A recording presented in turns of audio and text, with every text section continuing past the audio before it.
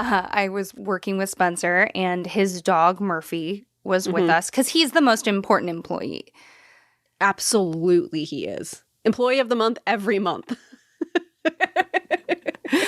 Murphy's the best boy, and I have my own dog. He truly is. So he's a tiny little, like, looks like a mix between a terrier and a poodle. He's probably got some extra stuff in there. He's just a little white puff. Yeah. But Murphy's fatal flaw is that he wants to be so close to you that he is frequently underfoot. And I was getting up, and I don't know how this tiny dog managed to move from next to me to at my feet at hyper speed, but I spazzed out, shouted Murphy, and then did this like parkour fall so that I fell in like a push-up position on top over this dog so that I didn't hit him. It hurt so much. Oh no. And then I just looked at Murphy, and he just looked at me like, what? I'm shocked he didn't growl or freak out.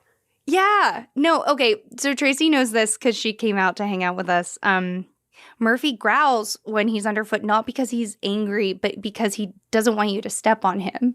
Yes. He's it's the point where my constant, I don't know, call, I guess you can say, was, I'm getting up, Murphy. You don't have to have any feelings about it. I know where you are. And it is not near my feet, Murphy. I'm getting up, and it's okay. Which is very nice, because my response is usually, sweet boy, shut up. I love him so much, but the fact that he just blinked up at me innocently, like, what you doing in that weird position leaning over me? And I was like, there is no amount of Tylenol that is going to make this not hurt. And given the situation, you'd make the same choice every time. I know it. Oh, 100%. That was the correct decision. But I had to talk to Murphy about how I need my wrists, and I can't just do that all the time. Mm-hmm. You know, you're the second person this week to tell me a story about how they stood up and then somehow ended up falling down, and their entire thought while falling was, avoid the dog. Really? Yeah. It's going around. Yeah, everyone with a dog, be careful, I guess. Well, and as a clumsy being, I can't rely on myself to just gracefully manage the situation. No. Grace goes out the window the second you start talking about anything related to being clumsy. Right. So Murphy still loves me, and that's all that matters. Genuinely, that is all that matters. If that dog ever decided he didn't like me, I would be so devastated. Oh, it would be the emotional kiss of death. Like, yes, there's no coming back from those feelings. No. And I, as a person, do not require the approval of every dog. I know some people like all dogs inherently as soon as they meet them. I think all dogs are worthy of respect. But I don't like them all. For the most part, if they jump all over me and push me down or like gnaw on me, I'm like, okay, you know, I love you from afar. Mm-hmm. This dog in particular, I would jump in front of a bus for this dog. He's okay. I'm sure the listeners are sick of both of us talking about Murphy, but you guys have to understand. I have my own dog. I love Malcolm more than life itself. Malcolm is a good boy. He's a good boy. Murphy is a once-in-a-lifetime animal. Murphy is more emotionally in tune with humans than most humans. Mm-hmm. He's smart. He's clever. He's got a sense of humor. He's just a good dog. That's how I like to be described too. Smart, clever, and with a sense of humor. And a good tongue. Nope. And Rowan Hall is smart, clever, has a good sense of humor, and is the goodest girl. Thank you so much. And that's also Tracy Harrison. Smart, clever, and something else funny that is a play on the goodest girl. Did I just cash out of a joke before it even started? Yeah, it was a really hard bail. Oof. I'm sorry. I don't want to minimize your goodness. It's a comment on my humor, not your ability to be the best person. That's okay. You spent like 10 minutes before we started recording complimenting me, so you get a good out there because you showered me with compliments already today. I was telling Tracy about how I was in another conversation, and the entire theme of the conversation that was supposed to be about working stuff was actually about how Tracy is the best and obscenely talented and a ferociously good writer. And that was fun. I was like, oh, I got this. No one is as equipped to talk about how awesome Tracy Harrison is as I am. I'm blushing. I'm blushing again. I don't blush.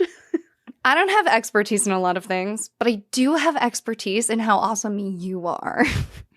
What a day. Everyone get yourself a best friend like Rowan. Are you freaking kidding me?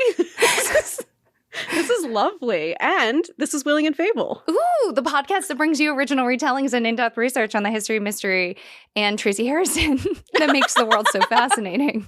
Each week, we research a topic from history or mythology, and then we write an original story to go along with that topic. So if you'd like to support our show, please try checking out our merch. We've got a lot of cool offers. Speaking of merch, I have been messaged a couple requests for Fuck It Up Buttercup t-shirts. Yep. Golly, we gotta work on those because I am very emotionally attached to that phrase. Oh, absolutely. You already came up with some, I'll say, pretty ingenious design ideas that I love. Oh, thanks. So, you know who else is good at designing? We're knocking it out of the park today. It's Leah at Greenleaf Geek, our longtime partner of the pod and maven of the TTRPG space. If you are in need of, in particular, dice, custom dice, just a really well curated, very affordable dice rolling trays, yes, resin, jewelry, Greenleaf Geek is your place to go. I was on her site today poking around, and I forgot how much I love her perihedrons. I was too. I was just checking, you know, sometimes you just have a moment where you're like, what's new? What's new in Leah's shop? And I need to get a set of perihedrons. Hey, if my sister is listening to this, stop listening. They are super cute perihedral dice with a little cat inside of them. So if you have cat lovers in your life, they're the best dice. And I also feel like dice kind of behave in a cat-like manner. That is such a good way to describe it. Because of the nature of gravity and physics, it does always feel like today they could hate me or today they could be my best friend. So cats and dice feels right. We call those story dice when it's like it's a 1 or it's a 20. You get nothing in between. So if you need gear for your TTRPG games, head over to greenleafgeek.com or check out at Greenleaf Geek anywhere on all the socials. And when you do, use code FABLE at checkout. That's FABLE for 10% off your order. Some restrictions apply. Or you can support our show by learning an ancient craft, such as forging a greatsword out of that mysterious metal that fell into your backyard that one day. But to each their own.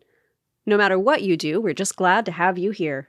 All right, friends, it's Bermuda Triangle Part 2. Was it supposed to be a 2-part episode? No. Did Tracy and I have an obscenely fun time reading radio transcripts? Yes. I thought that was going to be such a bust. It was really fun. I had a really good time. It also made it feel so real to have it read out like that, as opposed to just reading the transcript in front of you. Well, you know, the Bermuda Triangle has really subverted our expectations in every possible way. Yeah. At this point, it probably is aliens and then eggs on my face. All right, Tracy, what are we talking about next? So there are a lot of theories as to what's going on with the Bermuda Triangle. Before we get into the science and reality of it, there's just one theory I had to share because I think it's funny. And it's the idea that the Bermuda Triangle is really just a time vortex. Hell yeah. Which, if you've heard that famous TikTok soundbite, it's from Watcher, which is Shane and Ryan. And they're talking about the Bermuda Triangle. And Ryan says, you know, what if the Bermuda Triangle is just a bunch of time travelers? And Shane goes, what if? What if they are? And I use that in my daily life all the time. Just, what if? It has the same energy of maybe. So let's talk about time vortexes.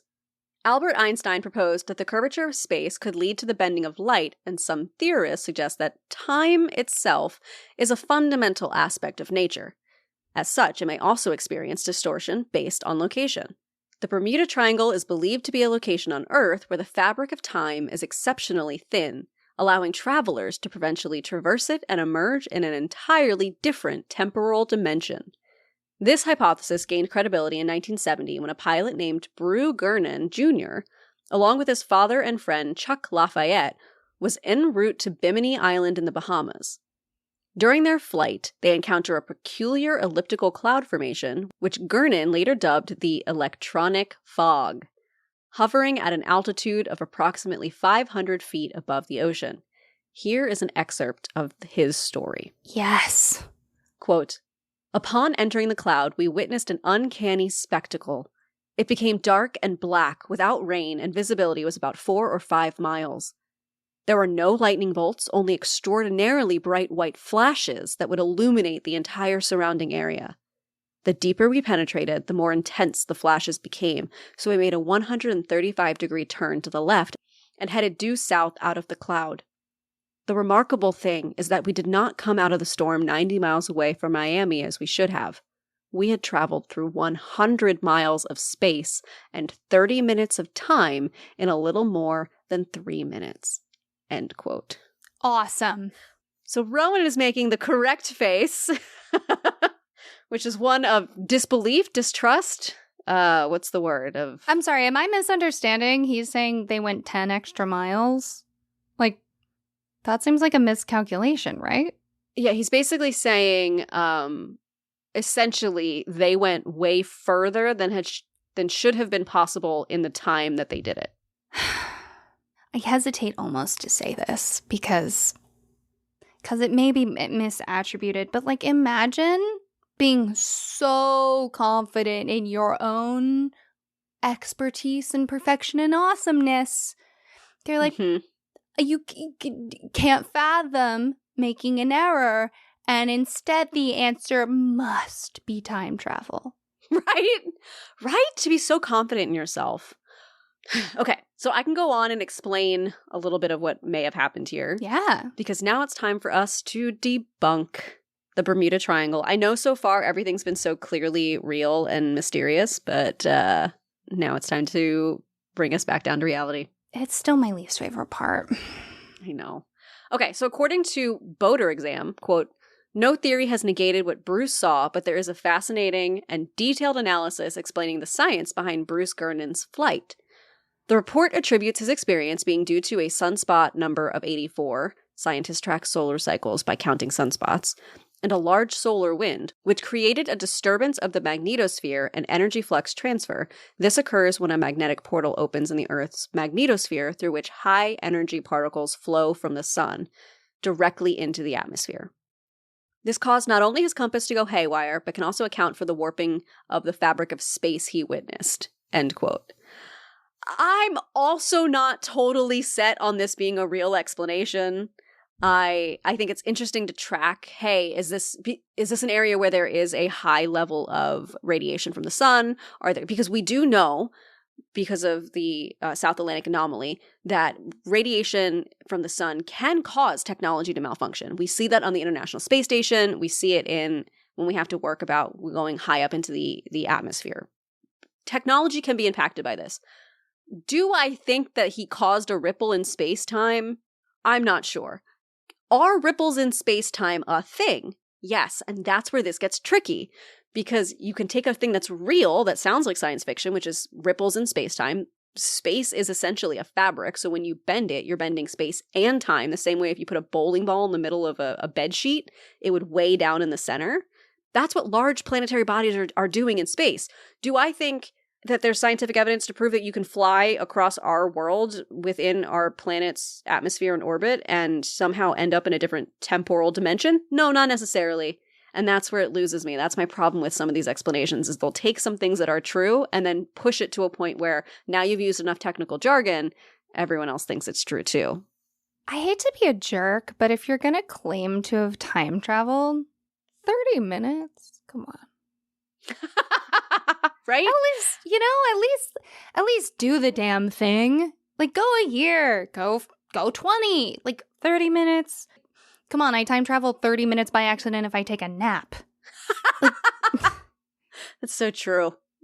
Oh, I've done that. Accidentally skip ahead 2 hours into the future. Whoops. Wake up in a cold sweat. You're like, that was supposed to be a 20-minute lie down. All right, well, let's go back to Wikipedia and our good friend Larry Cush. Because Larry Cush has his own personal Wikipedia, and it describes him as an American author, research librarian, and pilot. I just thought that was cool. An American hero. American hero Larry Cush. He is the author of the Bermuda Triangle mystery, solved, which was published in 1975. That's so funny. The version that I found has a dash. I wonder if they reprinted. Oh, yeah. I also won't rule out that I'm wrong. No, Tracy, it must be time travel. It's time travel. Oh, this is an example of the... Oh, the Mandela effect. Okay. So, in his book, Cush argues that Gaddis, who wrote some of the original writings on the Bermuda Triangle, and a lot of people used Gaddis's writings in their subsequent writings, Cush argues that at best, those are unverifiable, and at worst, they're entirely falsified. Yes. So, to quote Wikipedia, quote, Cush concluded that the number of ships and aircraft reported missing in the area of the Bermuda Triangle was not significantly greater, proportionally speaking, than in any other part of the ocean. In an area frequented by tropical cyclones, the number of disappearances that did occur were, for the most part, neither disproportionate, unlikely, nor mysterious. So, according to our beloved Wikipedia, quote, Cush concluded that the number of ships and aircraft reported missing in the area of the Bermuda Triangle was not significantly greater, proportionally speaking, than in any other part of the ocean. Right, of course. Mm-hmm. Yes, because the ocean. Because the ocean. In an area frequented by tropical cyclones, the number of disappearances that did occur were, for the most part, neither disproportionate, unlikely, nor mysterious. Furthermore, Berlitz and other writers would often fail to mention such storms or even represent the disappearance as having happened in calm conditions when meteorological records clearly contradict this. The numbers themselves had been exaggerated by sloppy research. A boat's disappearance, for example, would be reported, but its eventual, if belated, return to port may not have been. Like Rosalie. Mm-hmm. Some disappearances had, in fact, never happened. One plane crash was said to have taken place in 1937 off Daytona Beach, Florida, in front of hundreds of witnesses. However, no witnesses came forward. The legend of the Bermuda Triangle is a manufactured mystery, perpetuated by writers who either purposely or unknowingly made use of misconceptions, faulty reasoning, and sensationalism. End quote. I mean, yep. Yeah, exactly. You start poking into it, and then it's like, oh, yep, okay, yep. So it's just, you can rationally explain it when you have all the information. And honestly, I'm crushed. I know. It's taking away some of the mystery in the world. But in some ways, I find it good to debunk the things that you can debunk, because then it leaves room for real, genuine mystery that we haven't solved. Yeah. Maybe. Ron's like, I just want the mystery. I don't want it. I mean, listen, I have this podcast with you. I clearly agree to an extent. Right, my emotions just don't like it. Oh. Well, we're going to continue debunking because in 1992, a British documentary aired on Channel 4 in which they interviewed Lloyd's of London, the insurance company that you mentioned earlier and that we saw referenced when you were talking about Flight 19 and the path. In this documentary, we learned that the number of ships which had sunk or been lost in the Bermuda Triangle was not above average. In fact, Lloyd's does not charge higher rates for passing through this area at all. They concluded that the number of supposed disappearances is relatively insignificant considering the number of ships and aircraft that pass through on a regular basis. I'm sorry, but the fact that a company is not charging more when they totally could... I know. Really puts a hole in it. It does, right? I mean, the fact that it, and we'll get to this later too, but it's also not on the top 10 list of most dangerous areas to travel in the ocean. Well, no, because we all know the North Sea exists. Yes. Okay, but interestingly, there may be some truth to the claims that compasses don't work right in the Bermuda Triangle. However, it's little less mysterious than it sounds. There's a magnetic line that runs through the Bermuda Triangle in which magnetic north and geographic north are aligned. Crossing this line can cause some strange readings, but that's about it. Experienced travelers crossing this line would know to expect a brief change as they cross the line, and they know that their readings are going to be off. So, yes, compasses can be weird in the Bermuda Triangle, but anyone who has any experience at all traveling shouldn't really be impacted by that. See, I think here's the thing for me. Having a line on the globe where compasses get wonky is cool. Right? It's metal as heck. I love it. It's just the fact that as soon as it becomes science, we all go, well, you know, it is pretty standard. And we like say it in our boring voices instead of like our campfire mythology voices where we're like, well, you know, there is a line on the globe where like maybe we all just have to say it cool. There we go. I like that. Because it is cool. There is a line on this earth in which magnetic north and geographic north are aligned and it causes weird stuff to happen. That's cool. That's cool. And honestly, tell me it's not magic. I'm sorry, tell me it's not. I won't, because like, it is. I think there's this conception, rightly, because people are trying to are trying to differentiate them with good reason, that like science is one thing and like magic is another. Yeah. Science has evidence and like magic doesn't. Mm-hmm. And that's fine. But also, sometimes science is magic. Yeah. Like we all took chemistry where the teacher was like, I'm going to be cool. And they, you know, poured a chemical in another chemical and it changed to a crazy color. Or, you know, they made that like foam bubble up and become a worm. Like that's kind of magic. It is. Isn't there a quote that says, all magic is just science we don't yet understand? Ooh, I didn't know about that. Yeah. Yeah. Or it's something like anything that looks like magic is just science we haven't explored, or any good science will look like magic until you understand it. Something like that. That famous quote by that guy. Famous quote by that famous person, obviously. Anyway, moving on. People have theorized all sorts of paranormal explanations for the Bermuda Triangle. One explanation pins the blame on leftover technology from the mythical lost continent of Atlantis. Thank you. Yeah, you got it. Sometimes connected to the Atlantis story is the submerged rock formation known as the Bimini Road, which is in the triangle by some of the definitions. The Bimini Road, which Rowan is nodding because she knows already, is a rock formation found underwater near, you guessed it, Bimini Island.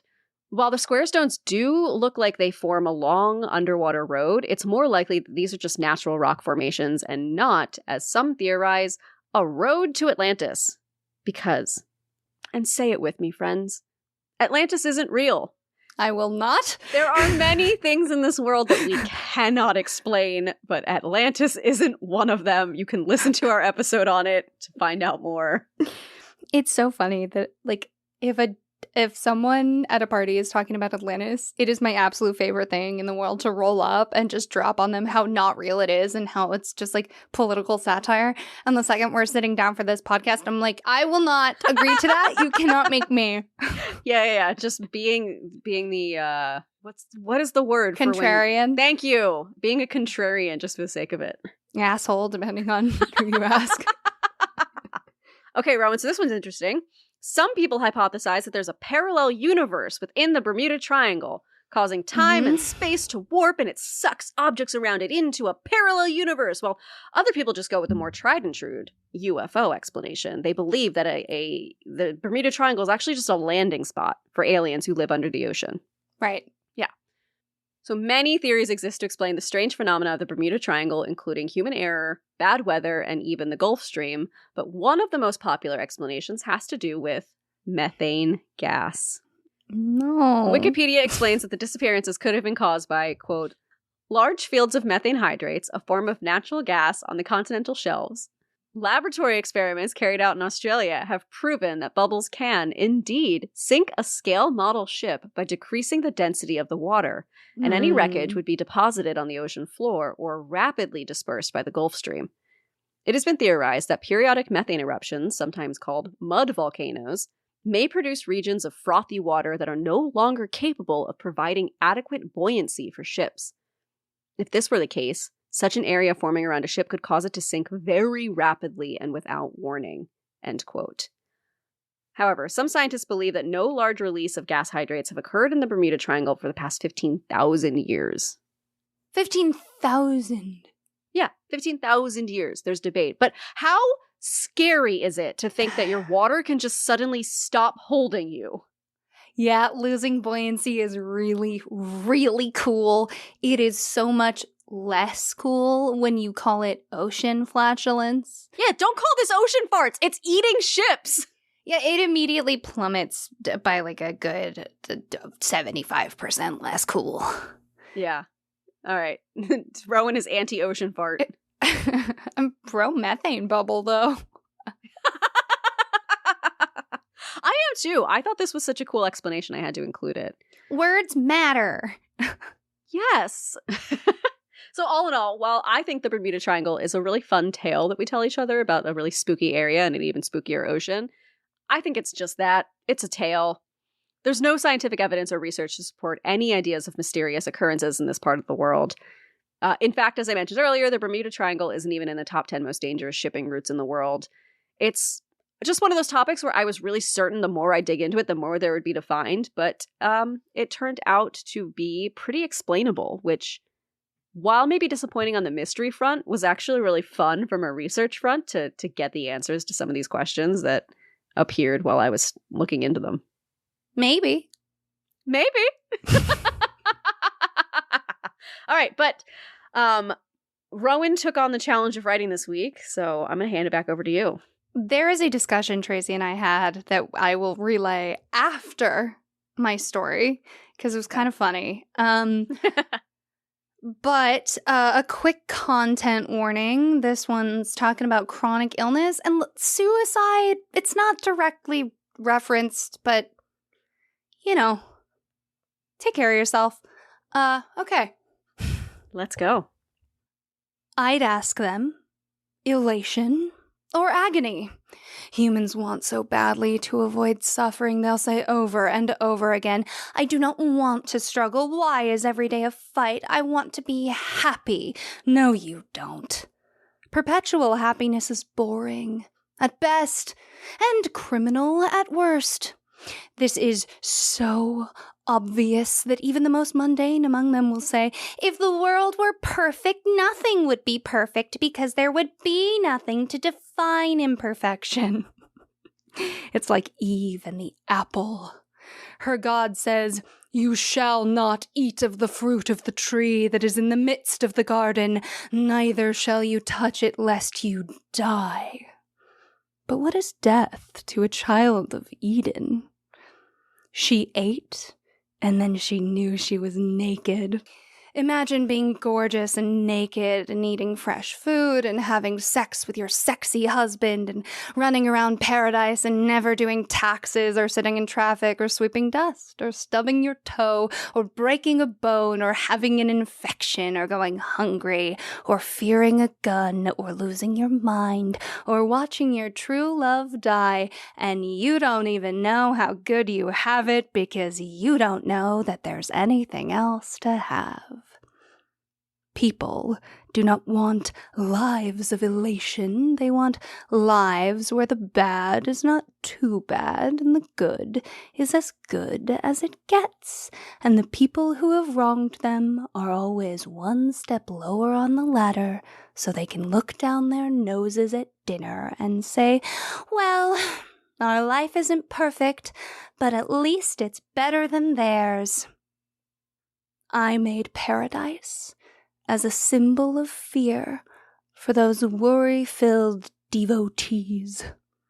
The ones who wonder, if I am good, really good, the kind of good that's so good that I label everyone else as bad, if my God loves me the way I don't love me, and I die and go to paradise, is it really paradise if little Billy Barton, who broke up with me because I wouldn't put out because I am good, if I am good, if I am so, so good, and he spends eternity suffering in the fiery pits of hell, can I really be happy in paradise?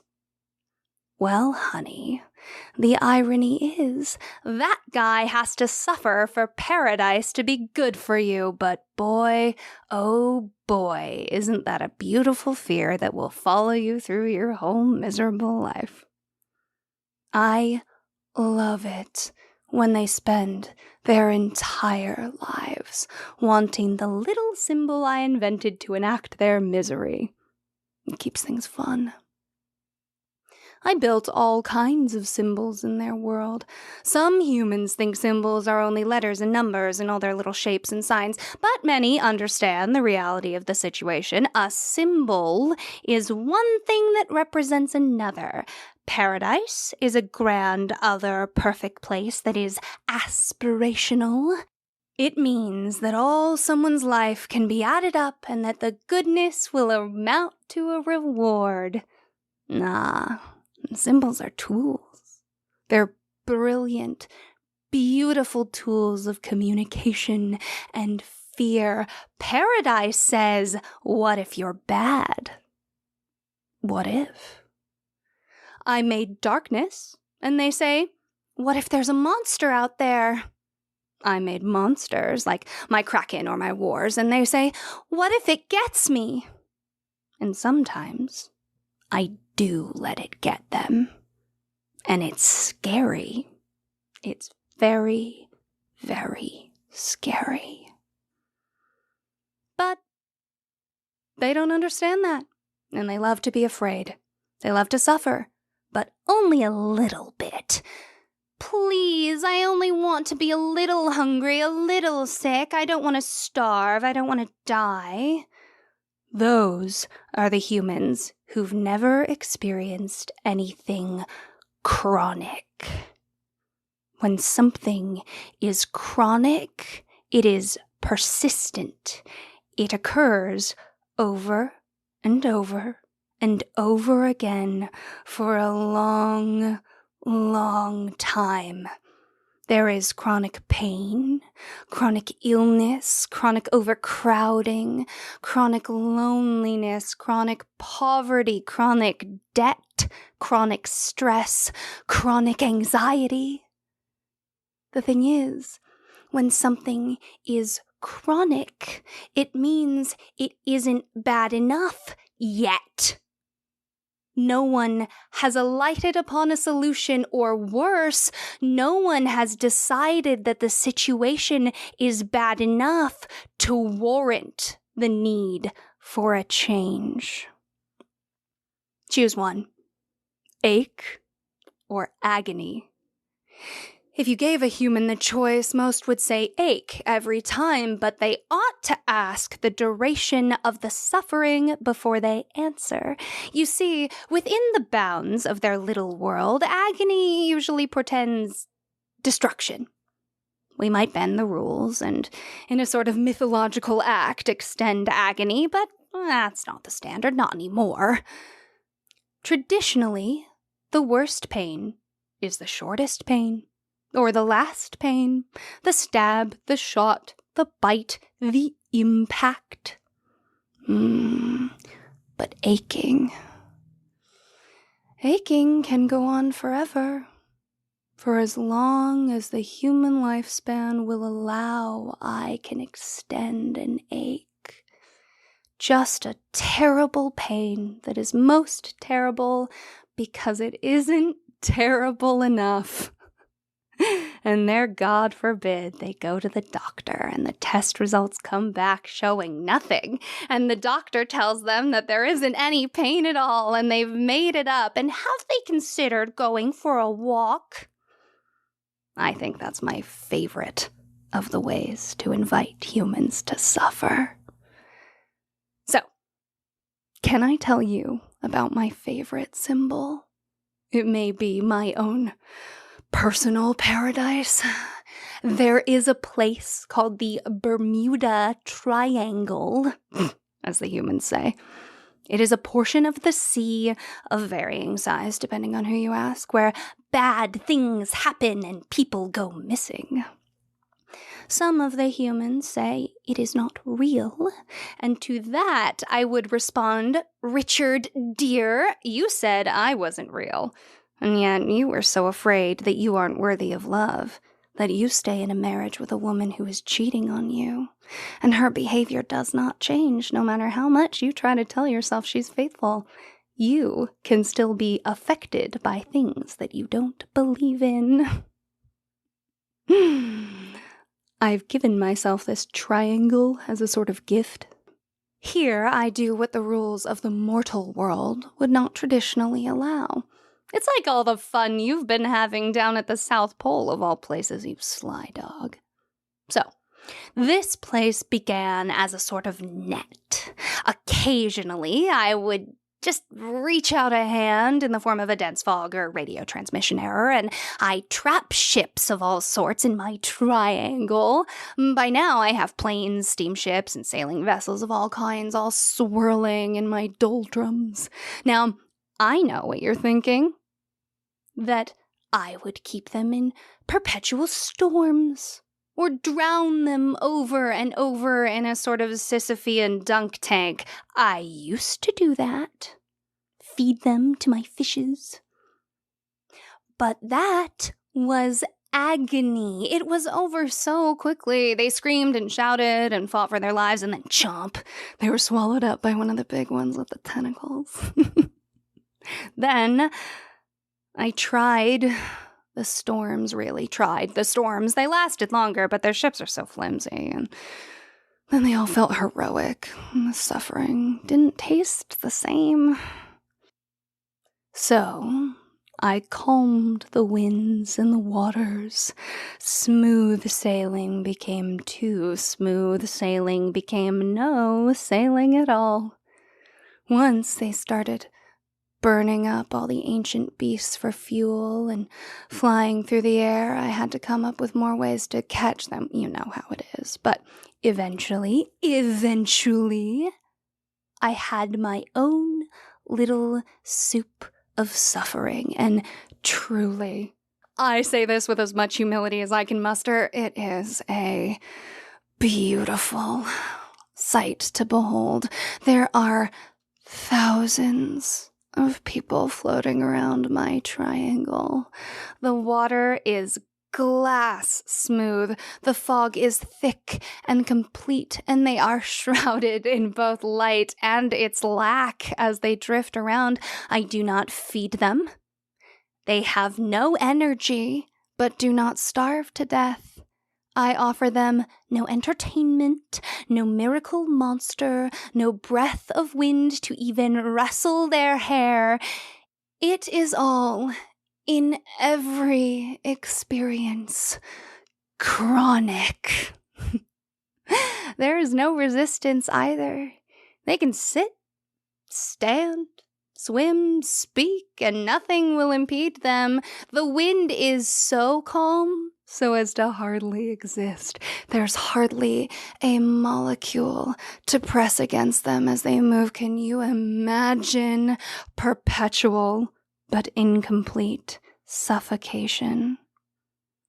Just enough air to know that you have no air. It is the reverse of paradise. Just enough good to know that things are very, very bad. That's what I want you to understand. The opposite of Eve's Eden is not hell. Hell is entirely too bad. In that place, the humans beg for salvation. They hope their God will forgive them. In my playpen, they hope for hell, but are too hopeless even to beg. The opposite of paradise is limbo. You should go look. Drifting around, there are sailors from the golden age of piracy bumping their ships into naval officers on some of the first steamships the world has ever seen.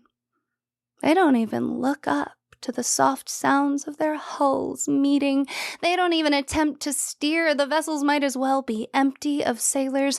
The humans sit or stand or perhaps even attempt to lie in the cramped cockpits of their planes, and they look out into the mist knowing that everything around them is chronic. Chronic fog, chronically becalmed, chronically hungry, chronically awake. I tell you, in my collection, the humans don't even blink but once a century. Their fingers crack when they remember to move them. Their eyes are dry, but not enough. Their limbs are stiff, but not stiff enough. Everything aches, but they are trapped, and their hope is so quickly run out, and things aren't bad enough.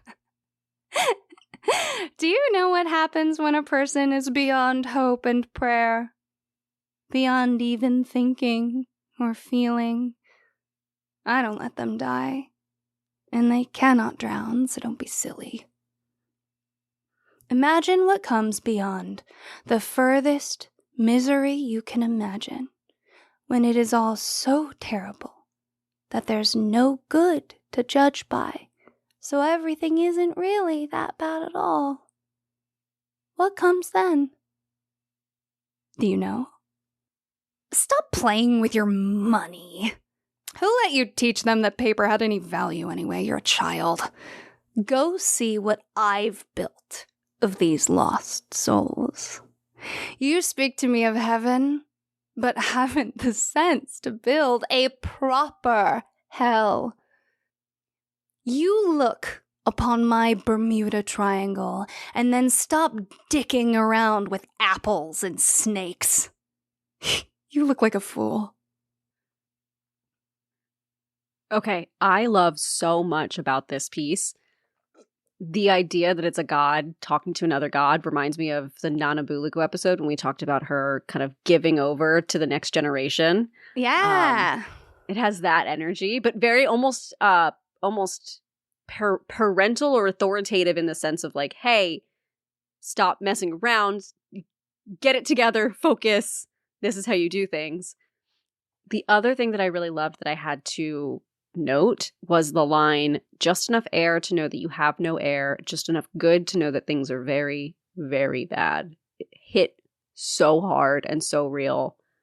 The way you captured sustained, dull, wearing down of hope was so beautiful here. Just that feeling of reaching a point where you don't realize you walked a billion steps and you turn around and you're like, oh my God, I've come so far, but I have so far to go. I feel like I haven't moved anywhere. What's the point of trying? That exhaustion. Brilliant. I mean, so brilliant. This is incredible. Thanks. You know, I called you and I was like, my story only lightly has to do with the Bermuda Triangle. And thank goodness, you know, you're very understanding. And that's kind of the point of the podcast, I guess, to just riff wherever the riffs are to be had. Yeah. But you and I talked a lot about chronic illness. Mm-hmm. You and I have experienced things being chronic. We have a lot of friends and family who experience it. And I think it is so brutal to be in pain or to be sick, but you're there all the time, so it doesn't count anymore. Yeah. It's something you and I have talked about a lot, the idea of when you're kind of a little sick or a little hurt all the time, it makes it feel like you're not allowed to be really sick or really hurt without it being for attention, because you're always complaining about something and now you're extra complaining, and then there's this guilt, and it sucks because like I'm someone who has a lot of chronic pain and definitely struggle with who can I tell. Well, I get migraines too, and at work I get so scared that people are going to think I'm faking migraines just to get out of work when I'm, functionally not present and can't see out of an eye and all of that stuff. So this was really impactful from that point of view. Yeah, I think I always say it as, if you're always sick, you're never sick. And that's like so tragic. I experienced recently when I was at a con, like I got sick first because I have a bad immune system, of course. And then someone else that I was with was sick. And so we like got to take time off, and they're like, oh my God, I'm so sorry. And I was like, no, I'm so grateful, because if you're sick, then I get to be sick. Yeah. Yeah. If someone else who's never sick gets sick, then it's really serious. But if someone who's always a little sick gets sick, then they're just playing it up for attention. Right. And I think that like one of the things that I fear more than anything having spent a lot of time in hospitals, is not like dying in a big painful death. It's not dying and having it be slow and terrible and being stuck. Yeah. Because it takes a body a very long time to die of sort of what we consider to be more like the natural consequences, right? Like not a major illness or not a big impact, or like when it is maybe cancer, but it's not like the cancer that gets you really fast. It's that slow kind of decline. I've heard a lot of nurse phrases as like bodies have to figure out that they're dying. Your mom said that to both of us, but when we had that conversation, does say that. Yeah, we talked about how she said to me, keep in mind that the body doesn't want to die. It's not used to that. It's used to, breathing, pumping the heart, these things that we don't actively think about, that it, like you said, it has to figure out how to shut down. Yeah. It's pretty bleak. And I think that is suffering. That's how I imagine suffering to be. Like that just never good enough. You can't find it. You can't name it. Or you can, but it's still not, like, it's not going to really count. It's not big. It's not bad. Especially, I think, as a woman who's dealt with healthcare, where it's like, you have to really earn it if you're going to get pain medication. You know? Yeah. I mean, the perfect example is me actively trying not to go to the hospital when I had a bilateral pulmonary embolism because I didn't think I was in enough pain to justify going to the hospital because I'd had period cramps that were worse. And finally having someone who years later told me, Tim, who was the one who took me to the hospital, told me if I wasn't able to walk down the stairs, he was ready to call an ambulance. Meanwhile, I'm actively telling him, I don't think I need to go to the ER. We can just call my doctor about it. And he's like, no, we're not doing that. And thank God he didn't let me just wait around and find out, because it could have been really bad. But to me, I'm like, well, I thought you had to be unable to stand up in order to go to the ER. And I could stand up. Well, also, the things that lay some people flat on their back would not lay you flat on their back. Right. And that's something that I learned because I'm cracking jokes with the nurses and like all the stuff. And they're like, okay, that's great. We're going to give you some morphine about this because you shouldn't be functioning. My new favorite question is, if a doctor does the like on a scale of 1 to 10, what is your pain? I now always go, are we doing a woman's 10 or a man's 10? Ooh, that's good. That's good. Which, like, I mean, to some men, because I know a lot of men who deal with very serious pain that is a little bit belittling. But, I watch all those videos now where they do the simulated period pain for men. I want to try one of those so badly. I know. I want to know how bad it is. It's like, is it that bad? Yeah. Is it that bad? How close is it to the real feeling, too, is what I want to know. Yeah, I'm fascinated. But I think because that I fear that, and that is my own personal hell, and it is unsavory. I like to imagine in this case, a deity that really savors it. Like, this is a treat for me. Then it's at least for something or for someone, and it's fun to imagine what their machinations are. So I love that. This was awesome. I don't care that it was only tangentially related to the Bermuda Triangle. I'm grateful that it was related at all because I got to experience it. And then one thing that I guess I wanted to add before we wrap up the episode is this piece is really inspired by The Hollow Men by T.S. Eliot, because I think it's worthwhile in the current internet climate in the art community where people are very concerned about like credit and stealing, in some cases rightfully so, and in some cases overzealously so, to acknowledge influences, because art is always in conversation with other art. And I don't mean influences in that sort of panicked way where you have to be like, this influenced me and this influenced me, please don't get mad at me. Oh, yeah. Based on the works of. Right. Yeah. But the kind of that I, as a person who is creative, once consumed this, and now if you know it also, you may see it reflected in my work. And this is the poem that has a very famous quote in it, but I will kind of read the lead up. It's a longer poem than this, but this is the section that specifically helped to inspire this piece. Between the idea and the reality, between the motion and the act falls the shadow. For thine is the kingdom, between the conception and the creation, between the emotion and the response, falls the shadow. Life is very long, between the desire and the spasm, between the potency and the existence, between the essence and the descent, falls the shadow. For thine is the kingdom, for thine is life is, for thine is the... This is the way the world ends. This is the way the world ends.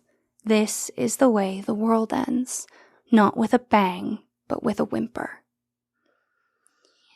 I think about that, this is the way the world ends, not with a bang, but with a whimper, maybe once a week, I think. Yeah. Yeah. I mean, obviously, you and I have both been fans of T.S. Eliot for ever. So Yes. I have always connected this poem with you. Like, it's just one of those things I've always thought of you with this is the way the world ends, not with a bang, but with a whimper. And you're the love song of J. Alfred Prufrock, of course. Yes. So I love getting to see the way that this was reflected in your story, both in a little bit in the way of the listing of things that you did in the story, like the way things repeated and kept going and were always like 3 or 4 items past the normal length of a list. Like, first of all, loved that. Thank you. Second of all, someone's a little obsessive. Yeah, that's how it felt. It felt in another story, it could have felt like an excited way to share, and it didn't feel like an excited way to share. It felt like a way to poke, a way to like antagonize. Yeah, it makes me so sad that it's so true that the world ends with a whimper, usually. Like it very often is that people die in a very slow, sad descent. And like things that are beautiful, that are made, very often fall apart slowly. Right. And not just sort of all at once. And relationships often fall apart very slowly. Yeah, and to me, I'm okay with that, but that's like, I don't love things ending with a bang. I think when things end with a bang, I feel it very acutely because then the thing becomes the ending, as opposed to when things fade slowly, you get to enjoy a much broader swath of that experience because the ending isn't particularly painful or noteworthy. It is not the experience. It is not fundamental to what happened. So I'm a big fan of like letting things fade or slowly die or just gently depart your life. I think if we frame it as not with a bang but gently, has a very different feeling than like not with a bang but with a whimper, because obviously the whimper implies like giving up and falling or failing or wilting. It implies that it hurts. Yeah, it's just not the same as like with a bang implies like this is the right way, this is the powerful way, the strong way, the correct way. And I'm going to stand by whimper. I'm going to stand by gently letting things softly exit your life. Y'all, if you want to understand some of Tracy's frame of reference, read the love song of J. Alfred Prufrock, because that poem is that. Yes. If you want to understand me as a person, so much of it is the love song of J. Alfred Prufrock, because that poem in particular is where I think people lose it is they think that it's just T.S. Eliot talking to the reader, and it's not. It's T.S. Eliot writing from the internal monologue of this man named J. Alfred Prufrock, who's at a party, and while he's at the party, he can't help but just like fall into his own mind and freak out about stuff, and then like snaps back into the reality of the party and like thinks about where he is for a second before then falling away into his own thoughts. What's the quote my pitch. that you have from it tattooed on you, huh? The quote that I have tattooed on me is the line, "Do I dare disturb the universe?" which comes from the broader section, "Do I dare disturb the universe? In a minute there is time for decisions and revisions that a minute will reverse." I think almost from that poem of just the one sentence of "I have measured out my life with coffee spoons," which is how many ways could you measure your life that are smaller than you think? Because like how many coffees have we enjoyed? It was such a toss-up between those two lines for me getting a tattoo. I know, because Rowan got all the like, should I do this font or this thing or that thing? I love that quote too, because exactly what you said. It's like How many teeny tiny ways can I measure my impact and my existence and put value to it, or put a number to it, or put, have it make a measurable impact, because that feels like it has to be the most important thing. All I'm saying is the musical theater girlies will do 125,600 minutes. Okay, fine. But the literary girlies will measure out their life in coffee spoons, like a patient etherized upon a table. Truly, I love you so much. I want you to speak that out like bad spoken word music, like when people turn a song into a bad poem. Or like when someone speaks in like Japanese with a southern accent. Should I, after tea and cakes and ices, have the strength to force the moment to its crisis? To its crisis? I love it. For indeed there will be time for the yellow smoke that slides along the street, rubbing its back upon the window panes. There will be time. There will be time to prepare a face to meet the faces that you meet. There will be time to murder and create, and time for all the works and days of hands that lift and drop a question on your plate. Time for you, and time for me, and time yet for 100 indecisions and for 100 visions and revisions before the taking of a toast and tea. God, I love this poem so much. Imagine if we tried to read it well. I don't know what reading it well would look like, and I'm scared to find out. I feel like we just learned a lot about the kind of people we are. Like, not to observe myself while being myself. Oh, I do that all the time.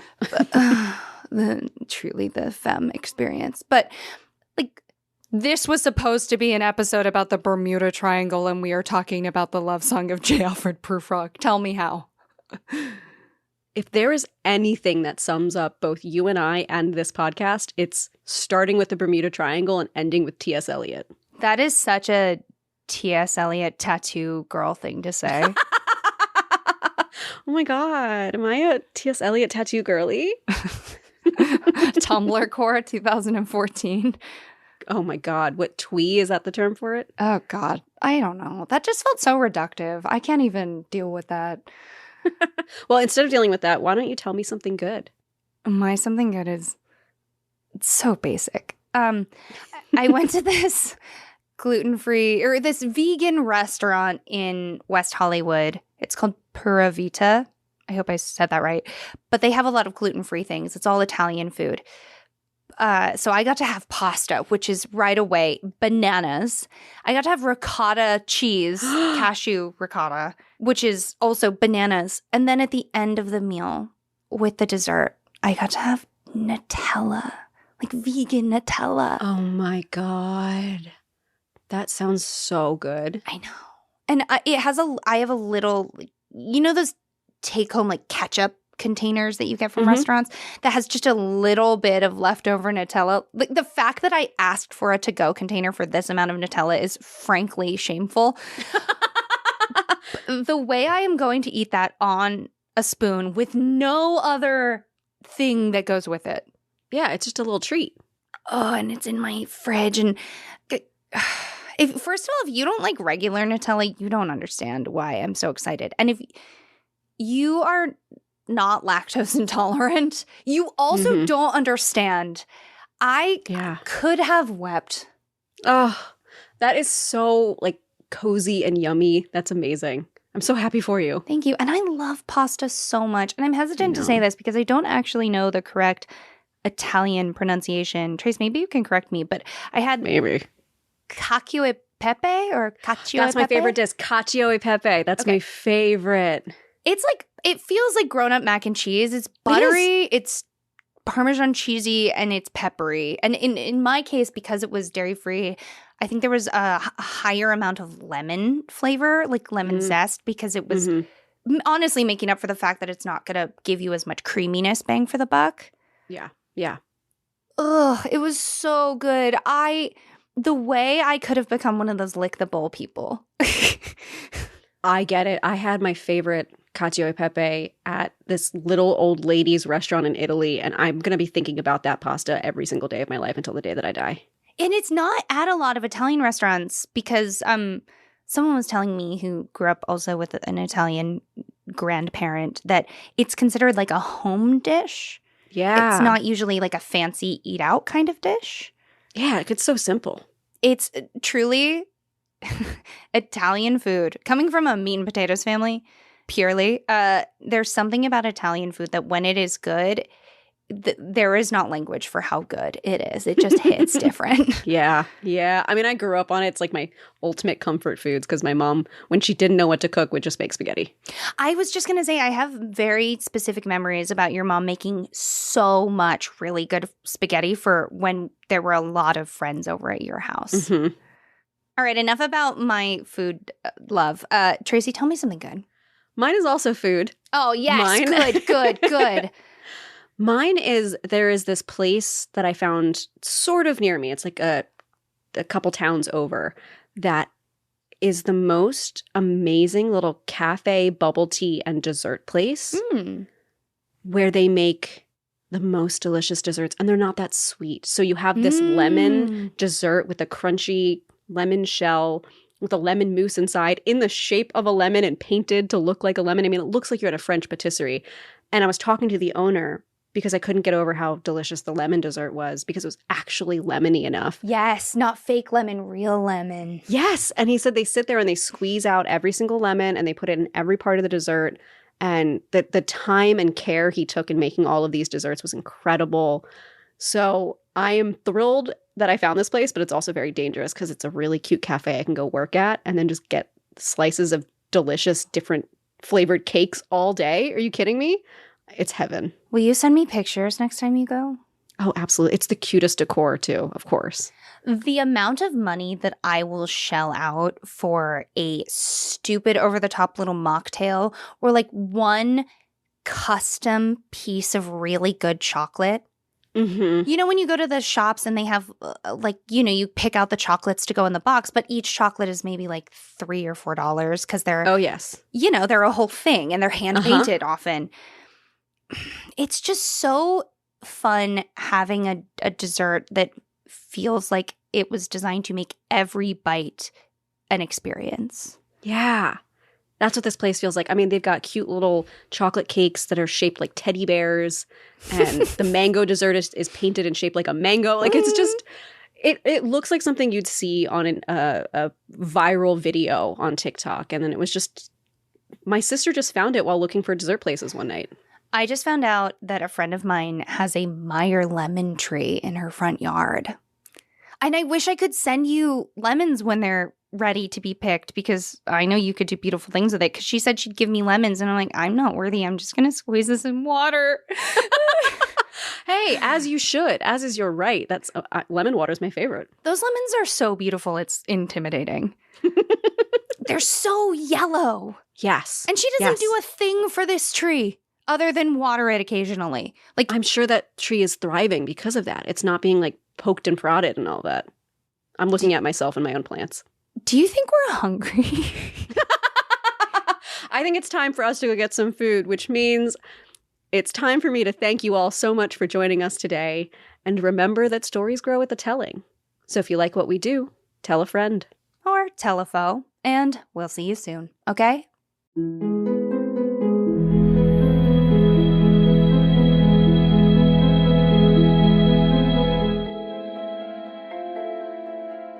Thank you so much for joining us for the Willing and Fable podcast. This episode was written and produced by Tracy Harrison and Rowan Hall. That's me. Our logo is by Jamie Harrison, and our music is by Taylor Ash. If you ever want to watch or read what we're reading, head over to willingandfable.com for our show notes and custom merch, or find us at Willing and Fable on Instagram, Twitter, and TikTok to join the discussion. We hope you'll rate, review, and subscribe to our podcast using your favorite listening source. And check out Willing and Fable on Patreon, where we have more than a few surprises for you, including custom artwork, stories, and access to our secret Discord channel. And of course, join us next time for another round of original retellings and in-depth research on the history, mystery, and mythology that makes the world so fascinating.